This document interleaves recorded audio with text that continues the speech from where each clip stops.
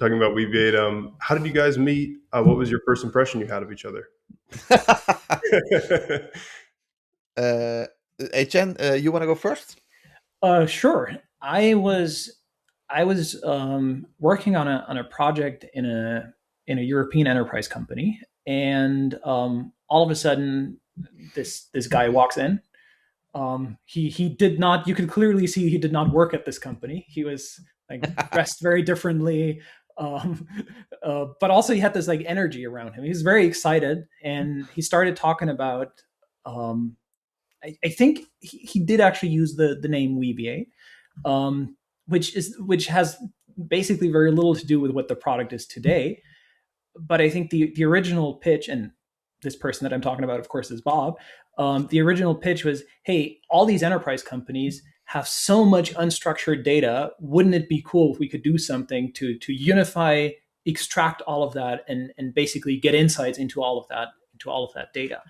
And this is how we got talking, and then someone who was working at that company basically connected the two of us, and Bob said, like, I think the first thing you asked of me was, like, I think you said, like, we have a prototype in Node.js, but we want to rewrite it in Go. I heard you know Go or something. So I was like, yeah, I do actually know Go. I had no idea what we didn't use the term AI at that point. I think I remember you and I had a conversation at some point of like, should we start adopting AI, or is this too out there? I think the first term that you mentioned that I had heard of but had no real idea what it is was NLP, like natural language processing. And for me in my career, it was always basically whenever I jumped from one project into another, it was basically like something familiar, which in this case was like you asked for someone who's good at Go. I had been doing Go for quite a while at that point, but also something new. And that new thing was NLP. And I was like, oh wow, this is an area that I'm not very experienced in, that is clearly going to be big in the future. I could not have predicted it's going to be this big, but it was basically the precursor to AI, and that got me excited. And then we started working together. Yeah, and the so um, for me the story, of course, goes back a little bit further before I met HN, but um, in in a nutshell, it was around the idea when I was introduced to single word embeddings, because that was, of course, back then what we had. For a long time, there was this idea in my mind, because I was also very much interested and involved in the semantic web and the ontologies and all that related to it. Was like, what if we could just not use that and somehow use the embeddings to index the data? And the very first version of that was literally just taking a paragraph of text, looking at the individual words, and calculating a centroid based on the embeddings. But the interesting thing that happened early, around the time that HN and I met, was that, so then you're like on a on a on a fork in the road, right? So one end goes into the direction of like, what can we, because these centroid calculations were only so what can we do there? Thank God we didn't not take that path, because that was, of course, solved by the when the transformer architecture was released. But we took a different path, and that was more the database path. Like, how are we going to store this? Because it's very important to bear in mind. So you have this little prototype. You're going, okay, how are we going to store this? And I remember that we were experimenting with combining different databases. I think back then the HNSW paper was not released yet. I think maybe, or maybe just I was. think maybe just really. I think the paper might have been released, but I think it was an extremely niche thing that. I mean, I spent my entire day just researching that stuff, and it took a while until it came up. So Yeah, it was a very yeah, and niche thing. yeah, and I think what's very important to keep in mind is like it was so niche, and then on top of that, you the idea starts so much of like, hey, this needs to become its own, its database, right? That's the path we're on.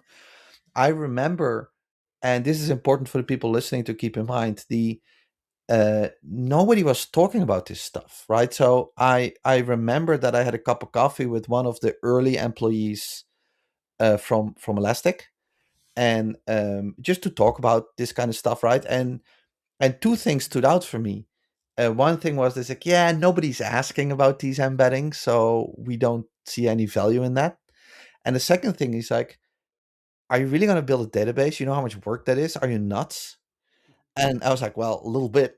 So, and and the so then so you just start working on it, but then you need to also convince people to go like, hey, you want to join me on this journey. And there were a lot of people, also when I was talking to HN, also for other things that we needed help with, who said no. They were like, I'm not going to do this, right? This is insane. But with HN, it was different. And I think because of course, we are literally remote from day one.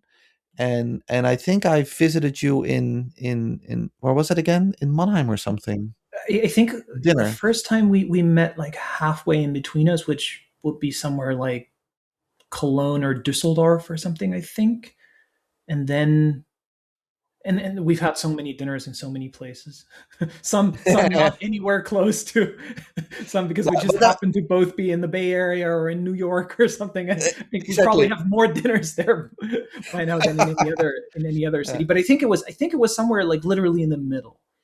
But I'm not Okay, sure. and then we just basically shall we do this? And so we started the company, and I think from day one we were like 5 people, I think, and and we basically said like let's give it a year and just see what happens, right? I think I think I can share this, but we didn't pay ourselves anything, right? We were just like, let's just give it a year and see how far we get with this. And then I started to get emails, and then from firm Zeta, and James was his name, and James is now at Lightspeed, but he then reached out and said like, hey, are you raising capital? And we were like, yeah, yeah, sure, right? And it was during COVID, so then we were in it for like half a year or something, and then we raised our first round, our seed round, which was one. I never forget this, $1.2 million. I never seen so much money in my life in a bank account. I was like, holy shit! They actually gave us money, and we're still partnering with Zeta. It's great early stage fund, so that's great. But important to keep in mind, and then I'll finish my answer. But the by that time, people were not referring to this stuff as AI yet. It was still machine learning, natural language processing, and as HN said, we were still debating, should we Yeah, put AI on the website? yeah. I And think at some point I was like, "That's too tacky. Like, let's not do this. Like, yeah, this is."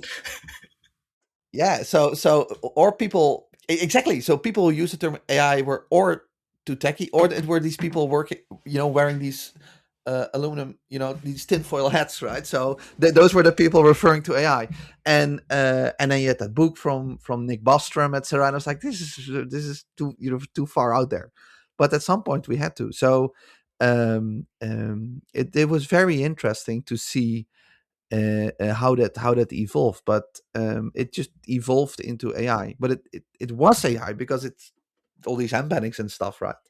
But we didn't when we started, we did not use that terminology.